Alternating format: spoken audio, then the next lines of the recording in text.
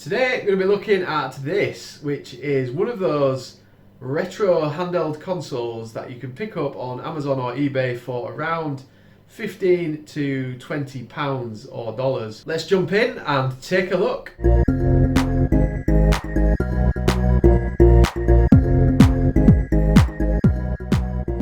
Voila! Here it is. The 3-inch LED large screen mini handheld with upgrade double, which I'm assuming relates to the number of ROMs that are on the device. I'll just go around the side of the box. So according to this, we've got classic handheld portable game player with 400 games. We've got Super Mary, Contra, Jackal, Green Beret. And on the other side we've got, well, barcode really. And console one piece, AV cable one piece, DC cable one piece, user manual one piece. On the back we've got a very brief explanation of what each thing does. So we've got sound, charge indicator light, reset, direction key, select start, charge, speaker, game key, power, and then on the additional controller we've got direction key, select and start, and game key. And it says digital game system 3.0 inch super wide LCD. The console is slim, portable and trendy. Digital multi-platform device, can play on TV. The backlit function of the screen ensures players can play everywhere. With powerful rechargeable battery pack, includes an AC adapter and a lithium-ion rechargeable battery for 6 hours of continuous gameplay. Let's get it open.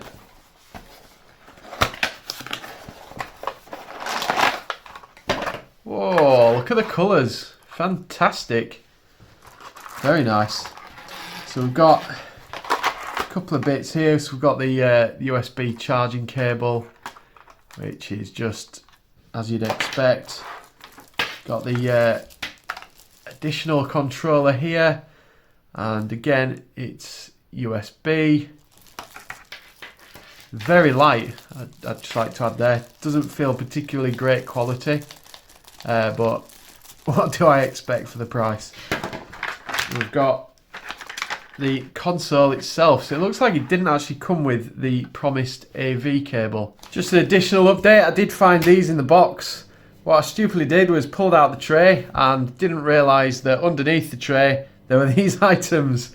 So it did come with the AV cable, so there's a bit of length on this. And in the manual, there we go, just pretty similar information to what is already on the box.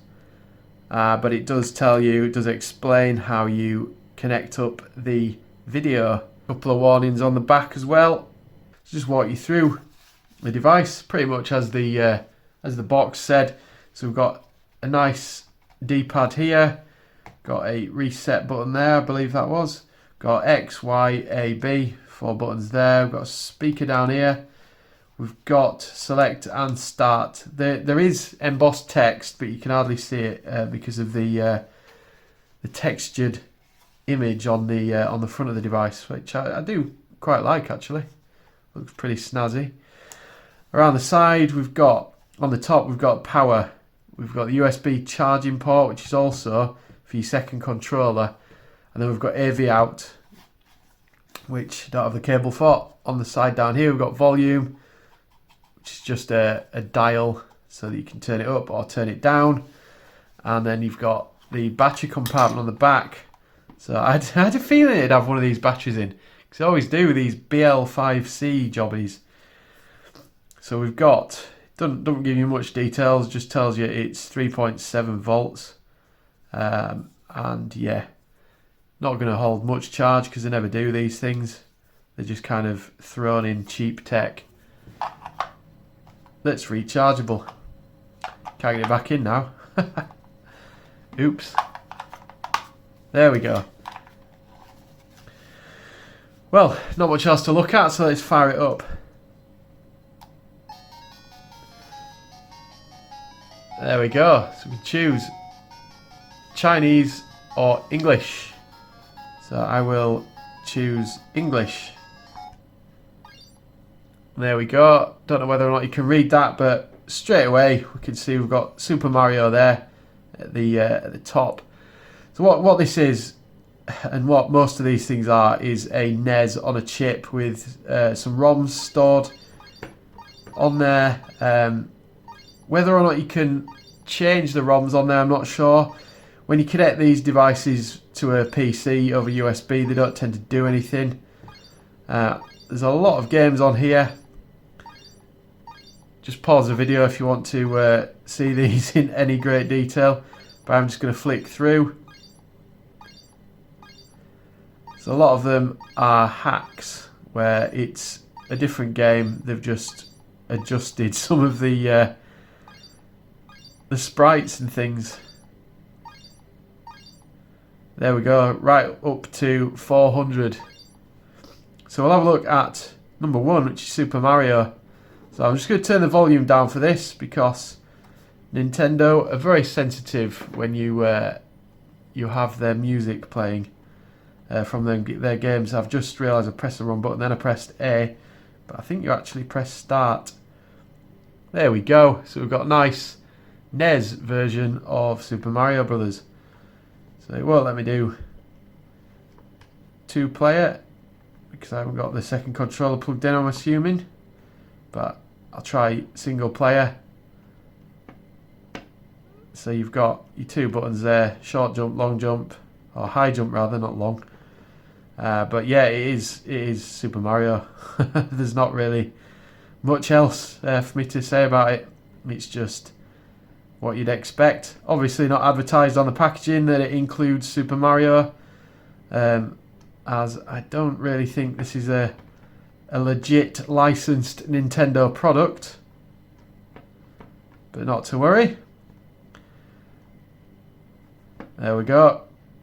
And to get out of the game, just press the middle button there and that just resets the whole thing.